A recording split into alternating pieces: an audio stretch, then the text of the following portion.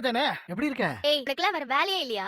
சும்மா புது புது நம்பர்ல இருந்து எனக்கு கால் பண்ணிட்டே இருக்க. இங்க பாரு, ஒழுங்கா போன் வச்சிடு. குரல கேட்டாவே எனக்கு எரிச்சலா வருது. உனக்கு ஒரு வீடியோ அனுப்புறேன், அத நல்லா பாரு. பார்த்தா இன்னும் கொஞ்சம் எரியும். அப்படியே அந்த எரிச்சலோட எரிச்சலா. சீ, போன வை. நான் எதுக்கு சாகணும்? நீ வேணா போய் சாகு. ஏண்டி உங்க அப்பா என்ன பெரிய தாதாவா? அவன் ஒரு ஆளுன்னு. உன்னை அடிக்கிறதுக்கு நான் எதுக்கு எங்க அப்பாவை அனுப்பணும்? அப்புறம் எதுக்கு என்ன பார்க்க அந்த ஆளு வந்தா? போய் உன்னையா பாக்க வந்தாரு? ஏண்டி ஒரு எம்எல்ஏன்னு கூட பார்க்காம பப்ளிக் மத்தியில சட்டையை பிடிச்சு என் புள்ள ஏன்டா இப்படி சித்திரவதை பண்றான்னு அடிக்க கை வாங்கிட்டான்.